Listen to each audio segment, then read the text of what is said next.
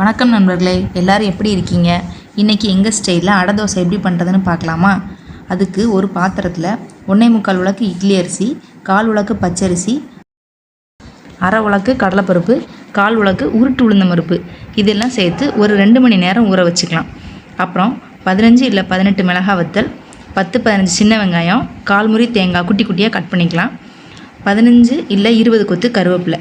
இப்போ 2 மணி நேரம் அரிசி நல்லா ஊறினங்க அப்புறம் ஒரு மிக்சி ஜாரில் போட்டு அதோட நாம் வச்சுருக்கிற மிளகாய் வத்தல் போட்டு அரிசி ஊற வச்ச தண்ணி கொஞ்சம் ஊற்றிக்கலாம்.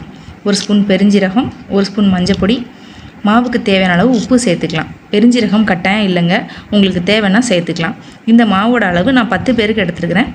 நீங்கள் வேணால் அளவை கம்மி பண்ணிக்கலாம். ஜாரில் எல்லாம் சேர்த்து ரொம்ப மைய அரைக்கணும்னு தேவையில்லை, கொஞ்சம் குறைன்னு அரைச்சிக்கலாம்.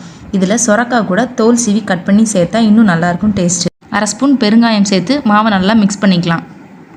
தேவைப்பட்ட தண்ணி ஊற்றி தோசை மாவு பதத்துக்கு நல்லா மிக்ஸ் பண்ணிக்கலாம். ஒரு கடாய் வச்சு அந்த கடாயில் 3 ஸ்பூன் அளவு எண்ணெய் ஊற்றிக்கலாம். எண்ணெய் காஞ்சதுக்கப்புறம் நாம் குட்டி குட்டியாக நறுக்கி வச்சுருக்கிற சின்ன வெங்காயம் போட்டு கொஞ்சம் நல்லா வதக்கிக்கலாம். கொஞ்சம் வதக்கினதுக்கப்புறமா அதை ஒரு பவுலில் எடுத்து மாற்றிக்கலாம். அதுக்கப்புறம் அதே எண்ணெயில் நாம் குட்டி குட்டியாக கட் பண்ணி வச்சுருக்கிற தேங்காயையும் போட்டு கொஞ்சம் பொன்னிறமாக வதக்கிக்கலாம்.